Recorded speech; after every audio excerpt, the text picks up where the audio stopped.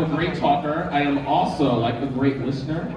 Just call me Dr. EJ. This will be like one big old therapy Can we session. talk about my dad a little? Sure! How excited was he for this?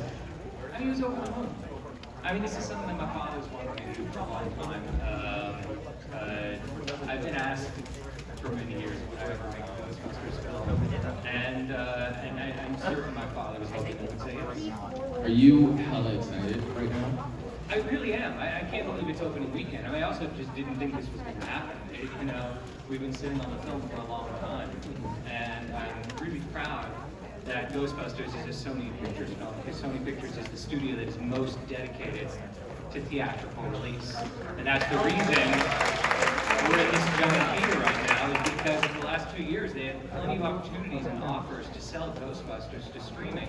And as much as I love streaming, unlike anyone here, streaming got me through the last few years. Absolutely. But what I missed was this. What I missed was, buying a ticket, getting the popcorn, watching the trailers, and being in my favorite place on earth, in a movie theater with my friends, with strangers, and we're laughing together. And the first movie, I'm not sure how many for the rest of you, the first movie I went back, I was like, oh, that's right, this is a movie.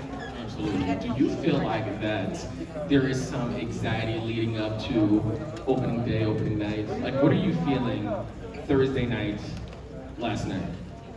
Oh, yeah. I mean, I want people to love this film more than any film I've ever made. And look, when we made Thank You for Smoking or Young Adult, I think there was an understanding of, okay, this might piss off a few people, but this is a movie that should just make you happy. This is a movie that should remind you what it was like to watch the originals. This is a movie that should remind you what it was like to go to movies when you were a kid. It's the kind of movie you want to bring your kids to or bring your parents to. So, I really hope this movie reminds you of everything you love about Ghostbusters. How do you feel when somebody walks up to you on the street, right, and they say, your movie got me through blank, or it made me feel like this? Like, how does that make you feel? Look, up until now, I've been making independent films that sometimes do the opposite. We had a test screening of Young Adult once, and a woman after in the focus group just said, I don't know why Jason Reitman wants me to feel this way. But look, I think Juno really had an impact on a lot of people, and I think that's really because of Diablo Cody and Elliot Page and an extraordinary group, Jen Garner, Bateman, Sarah. I mean, it touched people in a way that I never expected, and certainly that has gotten back to me in extraordinary ways. The last 2 years has mostly been people coming up to me and saying, don't screw up Ghostbusters. Don't ruin my childhood. Don't disappoint your dad. Like, a lot of that. Well, it's so funny because it's like, well, I'm going to try my best not to screw. It's not like you are willingly trying to screw up the movie, you know what I'm saying? That'd be messed up, right? What? Because oh, do you love this? Ha! It's so awesome though that you were able to like revamp, not necessarily revamp this, because I feel like it tells its own story. You know what I mean? Yeah, I mean, look, we wanted to make a movie that again, reminded you of everything you love about Ghostbusters, and at the same time, go to a new location with new characters on a completely new adventure. And for me, it was really important to do that with a 12-year-old girl at the lead in the movie, because my daughter at the time was 12, my writing partner Gil Kennan's daughter is 12, and we wanted this movie to lead up to a young, brilliant, scientific 12-year-old girl who's kicking ass. Right? How long does it take you to even do this from start to finish? Yeah, well, I mean, again, if you stay for the credits, which I recommend you do, it would be a shame if you left before the end of the credits. Right? You will see that there are 1,000 people who made this movie all around the world. And they're all Ghostbusters fans. There's a lot of Easter eggs in this movie. I didn't hide all of them. Woohoo! They were being hidden by everyone on the cast and crew. I'm still finding out about them. Really? Can we talk about some of the Easter eggs, or do we have to wait? No, we can go. We can do that. What are some of the Easter eggs that you can remember that are in the movie? Okay, I'll give you a few things to look for.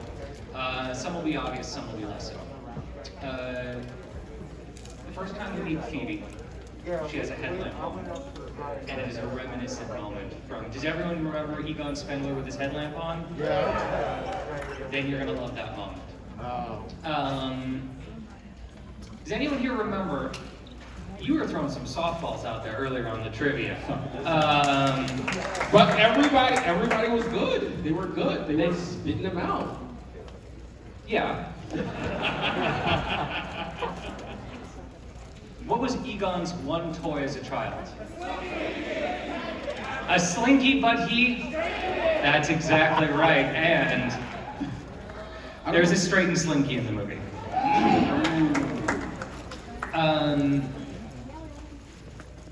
If you see Phoebe in a purple t-shirt, try to look really close. In fact, you're in the perfect place. You're in IMAX. This is the perfect opportunity to see one of the great Easter eggs in this movie that no one has spotted yet, actually. Really? And it is in Phoebe's t-shirt, so look closely.